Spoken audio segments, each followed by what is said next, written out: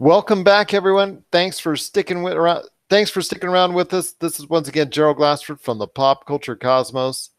It is that time again. Football season has started up. We're now in week 5 of the NFL. Also, as well, you've got basketball and hockey just starting or coming right around the corner. And as we talk to the various people that I talk to when it comes to their opinions on the sports scene, one of the things I also like to do for collectors, because there's a lot of collectors out there still in regards to basketball, football, and also as well hockey cards. Sports cards galore is still a big thing. And here to talk to us today about everything that's going on in the sports card realm is my good friend. You heard his son on Friday's program talking UFC.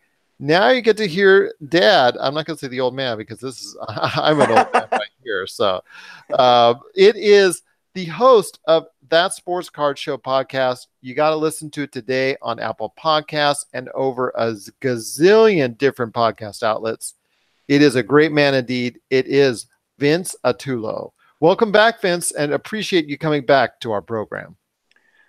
Hello, Gerald. It's good to be with you again. I had a great time when I was on your show last time when we discussed a bunch of stuff, such as non-sport and a bunch of other things. And I'm really looking forward to talking to you again. I'm hoping my MTV cards are getting more valuable as the days go on. Just those rock star cards, those few that I do have, hopefully they're gaining momentum and will hopefully garner me a fortune at some point down the line. Like that most recent rookie card for both Larry Bird. I think Dr. J was on it. I know it's not. He was in the middle, but he was not a rookie. But Larry Bird, Magic Johnson, and Dr. J all on one card. I've actually seen that card physically, not the one in pristine condition, mind you, but I've seen it in various shows during the 1980s when it was substantially less valuable Yeah. per se. It recently, I think, garnered over $100,000 in value now as far as selling on an auction. So I'm just kicking myself in the head when I read that the other day. I was like, oh. But there's still a lot of great basketball cards out there, and it is that time of the season for basketball. But first, we're already knee deep in the NFL, and I know a lot of people like to collect football cards as the NFL is still, even to this day, is still a monstrosity with all of its merchandising. Tell us right now, Vince, some of the NFL cards and the football cards in general that you like to focus on or that you advise people to focus on if they're big sports card fans or if they're big football fans in general. Well, right now, the Cleveland Browns have been a surprise. They've actually won their first game. And in the NFL, when you're collecting, it's all about the quarterbacks. When you're talking the hot rookies, it's going to always, if you're going to have a hot rookie class in the NFL, it's always going to be quarterback based. I mean, sure, there's always the exception with maybe a superstar running back, like we had this year with Saquon Barkley, but it's turning into a quarterback heavy draft this year. And number one on my radar, and maybe it's just because I'm in Ohio, is Baker Mayfield, the exciting quarterback out of Oklahoma. He's led the Browns to their first win. He's come off the bench. He's been named their starter already. His cards have just about almost doubled in price from where they were at the beginning of the season, and I see him probably going up from there. There's also Josh Allen, also Sam Darnold. And Yes. those are just a couple of the names that are out there. Because, like you said, the quarterbacks are the sexy cards. I'm sure that gets passed around and gets talked about.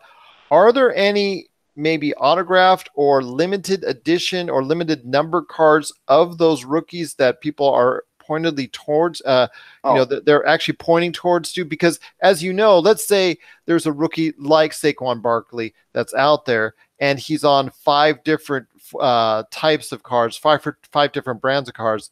There's usually one or two that people will focus on more if they're really hardcore sports card collectors, just because of the fact that those are the ones that are actually going to rise more in value over the course of time. yeah. In football, a lot of times you'll see the playoff contenders. That is set by Panini America, and they're known for having the top draft picks and the most collectible players usually have what's called on card, where they're not signing like a whole sheet of stickers and they're applying the stickers to each individual card. They're actually signing on the card. Most of the time, signing on the card is going to be it's going to appeal more to collectors and be more valuable in the long term, but not necessarily always. But you were talking about maybe some cards were of a shorter print or maybe more numbered. That's kind of the Exactly. norm now in almost every set. Almost every set has different kinds of variations. Like you'll have the pink variation, or you'll have the blue one, or the black will be the one of one, or the red will be the number to five. So almost every set has these limited. Well, sometimes they're called like refractors or parallels, but almost every set that comes out now has those cards that people chase now. And when you get those, and it's when you get those low numbered ones, and it's these the quarterbacks that everybody's chasing, or another high profile rookie, those are where you're going to really get your value. Any signed ones that they need to be aware of? Are there any ones in particular that have been autographed? Because as you know, sometimes these high draft picks are commissioned right off the get go, right in April, as soon as the draft comes around, as soon as they're actually given a team that they go Yes. ahead or drafted on. Some of these sports card companies go directly to them and get them to sign autograph cards to make it even more valuable down the road. Yeah. They'll have that. It's called the rookie premiere. They'll get a bunch of those rookies together and they'll have it's like a big event. They'll have a big event and have all the rookies sign stuff, and a lot of times they'll have them wear these jerseys, and they'll be called event worn jerseys, and those will be cut up, and little pieces of those jerseys will be included in cards, and this is where they get the rookie patch cards, where you have like a piece of the jersey that the player wore, and it'll be autographed, and so on. But yeah, this year's quarterbacks, the draft this year has been really good for collectors in football. You got Josh Allen, Buffalo, which you mentioned. Josh Rosen in Arizona, which a lot of people say in long term, he may be the guy. So then you got also Sam Darnold with the Jets. But two guys who I think are kind of my dark horse picks for collecting. Number one on the dark horse list would be quarterback Lamar Jackson for the Ravens. Now he's sitting behind Joe Flacco now, but he's got talent. He's got the Heisman Trophy, and he's got the legs, and he's got the arm, but it's just a matter of him getting opportunities behind Joe Flacco. And you already see him getting him into the game, working him into the game, getting him plays. So that's a guy that maybe you can buy into now while his cards are a little bit low, and maybe he has a huge upside. I don't know. But number two is a defensive player, and to me, Bradley Chubb for the Broncos. I think he has the potential to be like another Von Miller type, somebody with a huge upside that's usually collectible. Because in the hobby, a lot of times the defensive players they're not as highly collectible as I think they should be. A lot of times they have to be some kind of legendary player before they're really highly collected when they're on the defensive side of the ball. Maybe that's Or they just have because they're to have not. like, or they have to have some type of real outgoing personality Yes, that really garners them a lot of attention, that attracts a lot of those individuals that are collecting or may be interested in their right. cards. Like a Michael Strahan or a J.J. Watt, those kind of players. But yeah, Bradley Chubb, he's from the Broncos, drafted. Look out for him. He's another dark horse player I've got from defense. Okay, those are some really just good things to look out for.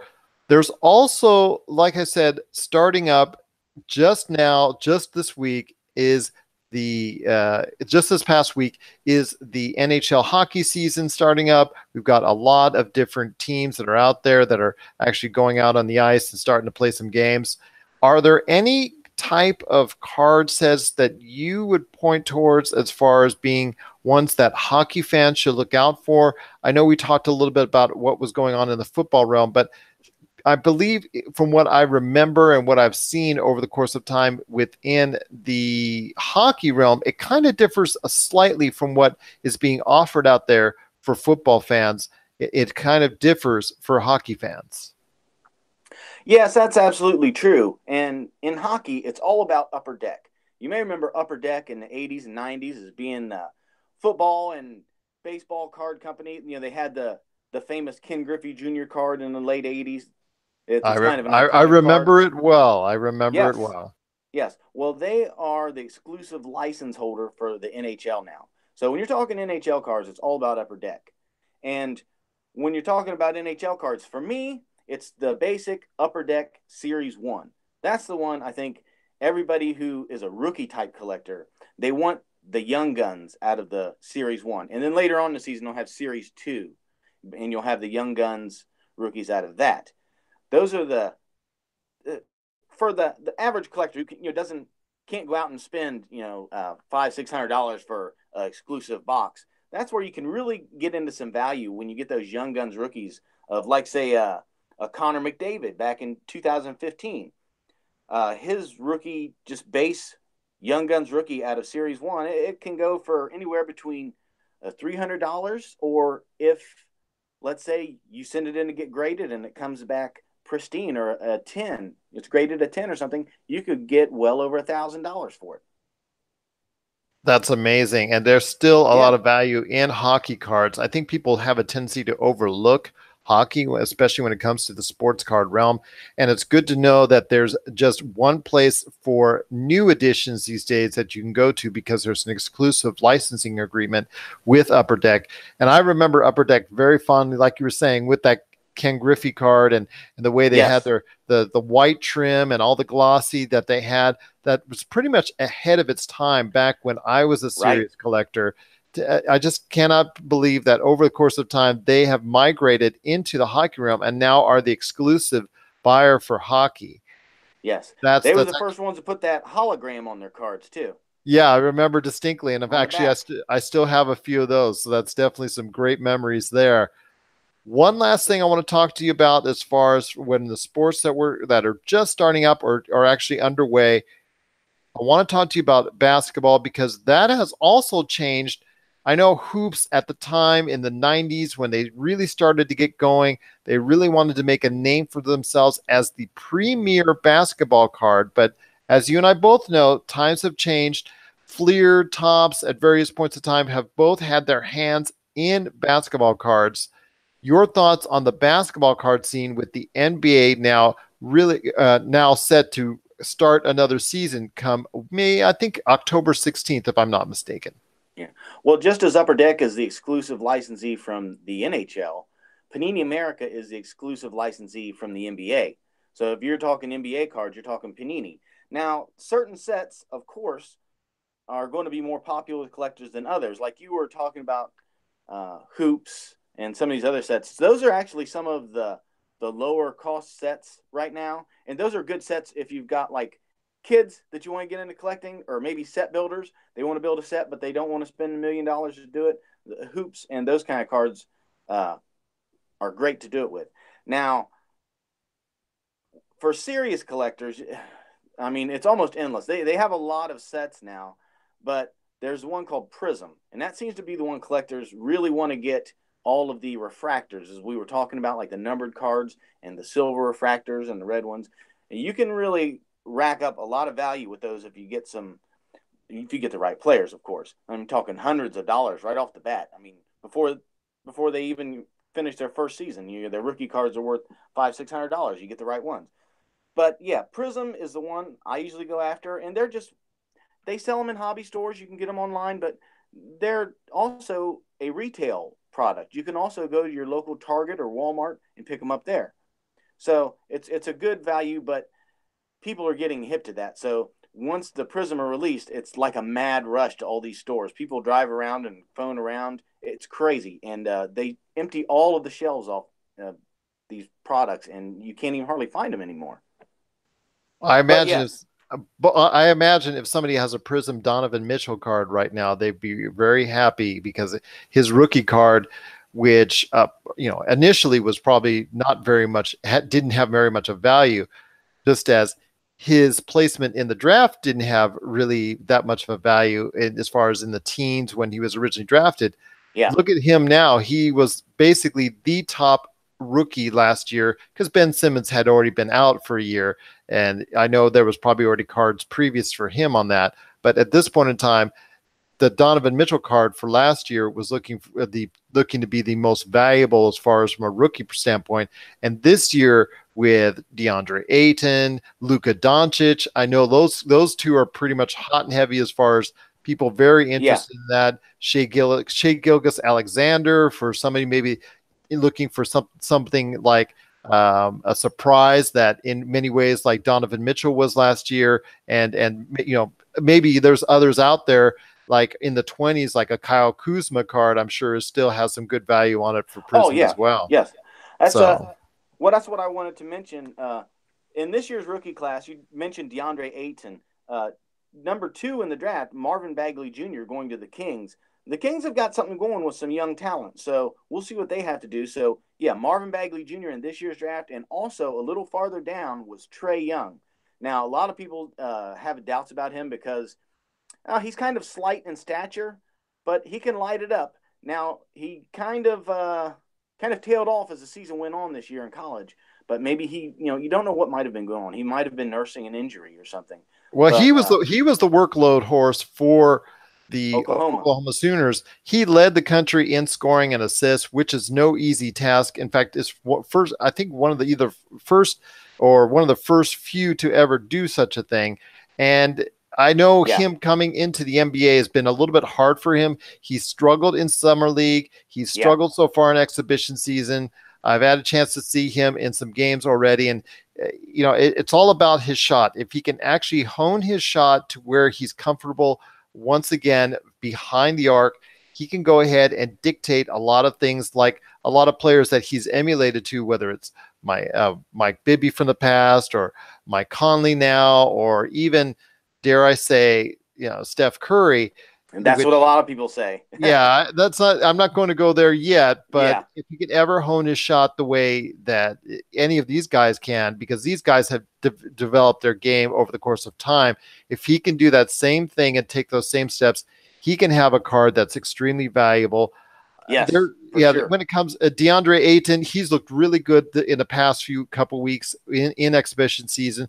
Luka Doncic has been probably everyone's, or according to the media, he's the most likely to get the Rookie of the Year. A lot of people really have him high up on that list and think Right. he's the best player overall, or the best player that's ready right now.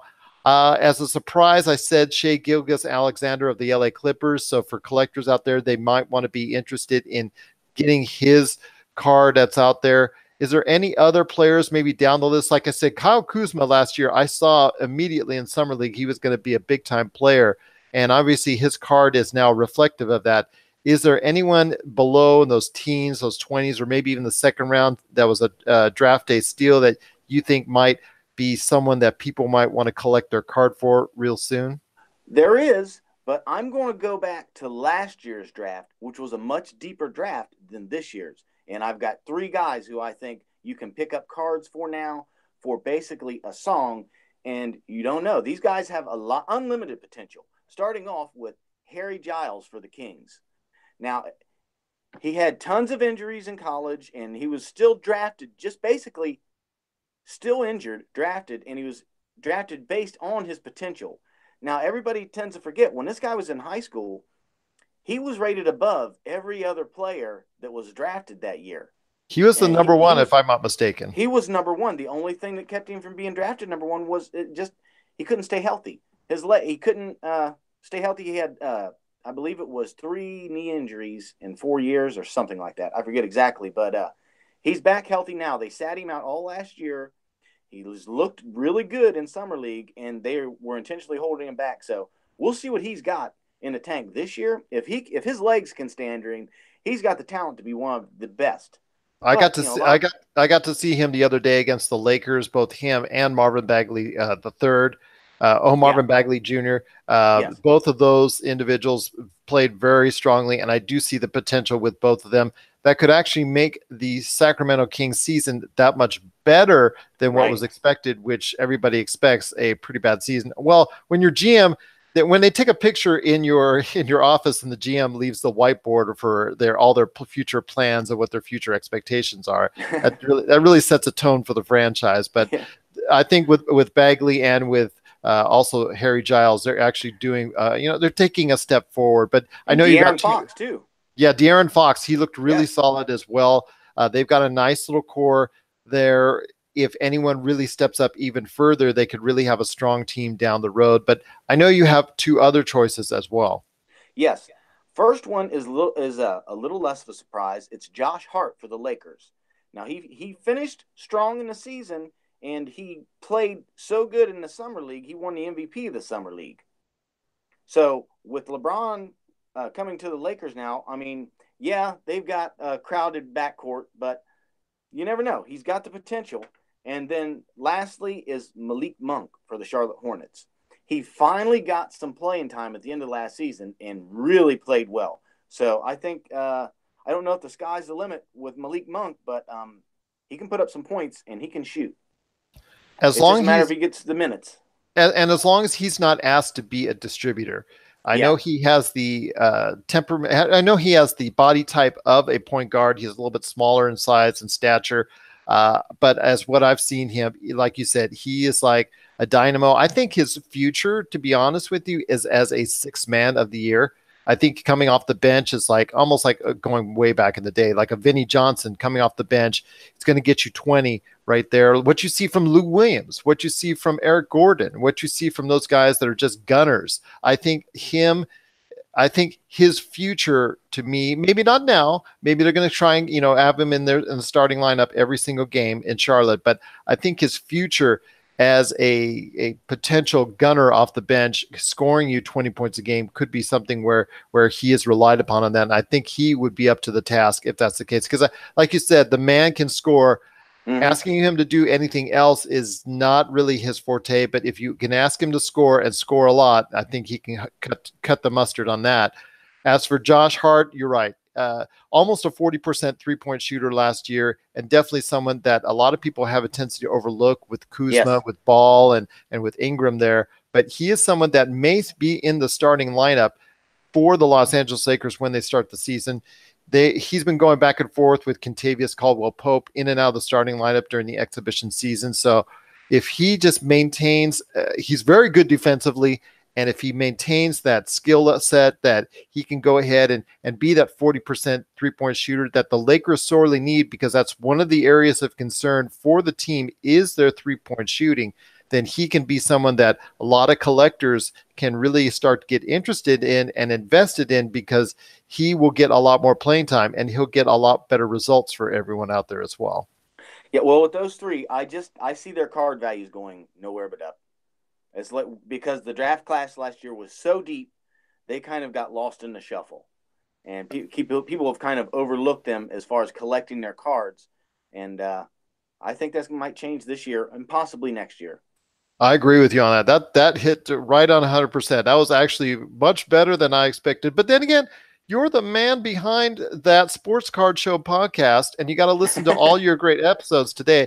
You know your sports cards, you know your sports, so it's really awesome to talk to you on that.